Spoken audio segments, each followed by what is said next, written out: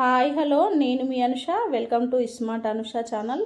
ఈరోజు మన వీడియో ఆలు పరోటా చేసుకుందామండి. చేసుకునే విధానం చూద్దాం.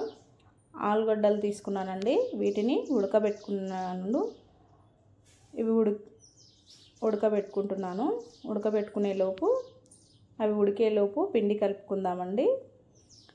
గోధుమ పిండి తీసుకున్నానండి, చపాతీ పిండి. చపాతీ పిండిలో తగినంత ఉప్పు వేసుకోండి. మన ఛానల్ ఫస్ట్ టైం చూస్తున్నట్టయితే ఇలాంటి మంచి మంచి రెసిపీస్ కోసం సబ్స్క్రైబ్ చేసుకోండి. కొత్తగా ఛానల్ పెట్టానండి, సపోర్ట్ చేయండి. ఇప్పుడు కొంచెం 1 టేబుల్ స్పూన్ ఆయిల్ వేసుకొని ఇలా కలుపుకోవాలండి. ఇలా కలుపుకున్నారనుకోండి, ఫస్ట్ చేయికి అంటకుండా ఉంటుందండి పిండి. ఇప్పుడు వాటర్ పోసుకొని కలుపుకోవాలి. ఇలా కలుపుకున్న తర్వాత మూత పెట్టేసుకొని పక్కన పెట్టుకోవాలి. ఇప్పుడు ఆలుగడ్డలు ఉడికిపోయాయి కదండి, వీటిని తీసుకొని పొట్టు తీసేసుకొని స్మాష్ చేసుకోవాలి. ఇలా మెత్తగా చేసుకోవాలి. ఇలా చేసుకున్న తర్వాత ఇప్పుడు మళ్ళీ స్టవ్ మీద బాండి పెట్టుకొని ఆయిల్ పోసుకోవాలి 2 టేబుల్ స్పూను. ఇప్పుడు ఆలు పరోటా చేస్తే ఇప్పుడు ఆలుని మెత్తగా చేసుకొని దాంట్లోనే కారము ఇట్లా వేసి చేసుకుంటారండి. ఇలా కాకుండా నేను చెప్పిన విధంగా చేస్తే ఇప్పుడు చాలా టేస్టీగా ఉంటుందండి. ఇలా ఆయిల్ వేడెక్కాక ఆవాలు వేసుకోండి. తర్వాత ఒక ఆనియన్ని సన్నగా కట్ చేసుకొని వేసుకోండి. పచ్చిమిర్చిని కూడా సన్నగా కట్ చేసుకొని వేసుకోండి. తర్వాత కరివేపాకు 2 రెబ్బలు, కొత్తిమీర సన్నగా కట్ చేసుకొని వేసుకోండి.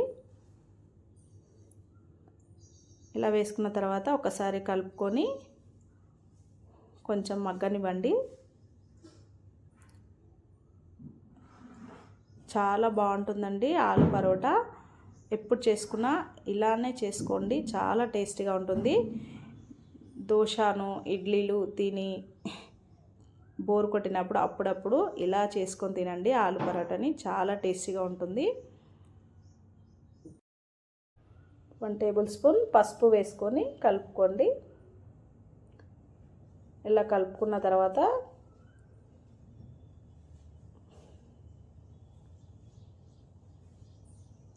మగ్గిపోయింది చూడండి. ఇలా మగ్గిపోయాక ఇప్పుడు ఆలుని మెత్తగా చేసుకున్న ఆలు పేస్ట్ని వేసుకోవాలండి.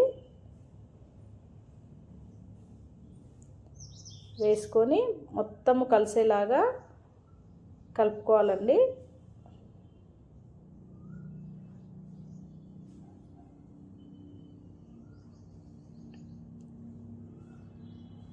ఇలా నేను చూపించిన విధంగా ఇలా అనుకుంటూ కలుపుకోవాలి. అప్పుడు మంచిగా కలుస్తుంది.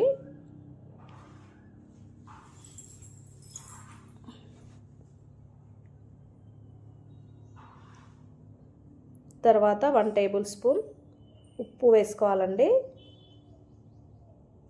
తర్వాత 1 టేబుల్ స్పూన్ కారం వేసుకోవాలి. ఆల్రెడీ పచ్చిమిర్చి వేసుకున్నాం కాబట్టి కొంచెమే వేసుకోవాలండి కారము. ధనియా పౌడర్ 1/2 టేబుల్ స్పూన్ వేసుకోవాలి. వేసుకొని ఒకసారి మొత్తము కలిసేలాగా కలుపుకోండి. ఇలా కలుపుకుంటే సరిపోతుందండి. ఇంతే అండి. ఇలా మొత్తము కలుపుకున్న తర్వాత పక్కకు పెట్టేసుకొని చల్లారనివ్వండి. ఇలా చల్లారాక ఇప్పుడు పూరి చపాతీ ముద్ద చేసుకోవాలి. ఇలా ఆలు కుర్మను కూడా ముద్ద చేసుకొని పెట్టుకోవాలి. ఇప్పుడు పరోటా చేసుకోవాలండి.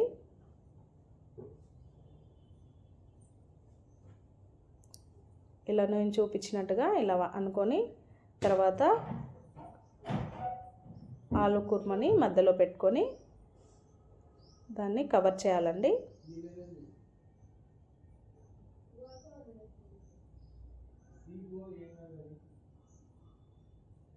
ఇలా కవర్ చేసుకున్న తర్వాత అలా అనుకొని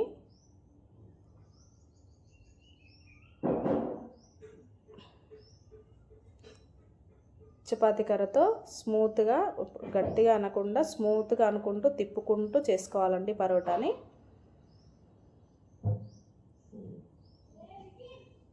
ఇలా తిప్పుకుంటూ చేసుకోవాలి.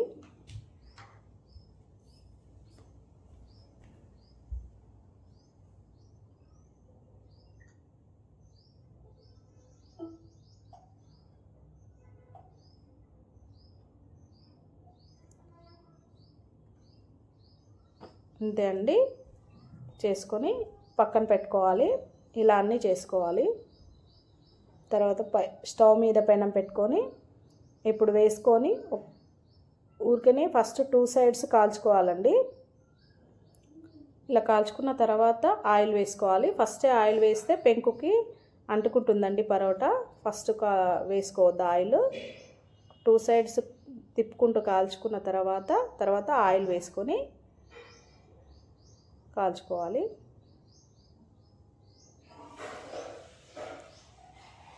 ఆయిల్ వేసుకొని ఆయిల్ అంతా చపాతీ మొత్తం స్ప్రెడ్ అయ్యేలాగా అనుకుంటూ చేసుకోవాలి.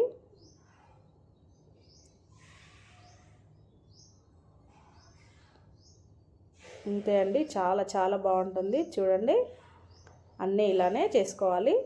చాలా టేస్టీగా ఉంటుందండి. ట్రై చేసి చూడండి. మా వీడియో కనుక నచ్చినట్టయితే లైక్ చేయండి, షేర్ చేయండి, సబ్స్క్రైబ్ చేసుకోండి. టమాటా చట్నీలో సర్వ్ చేసుకుంటే చాలా చాలా బాగుంటుందండి. థ్యాంక్ యూ ఫర్ వాచింగ్ అండి.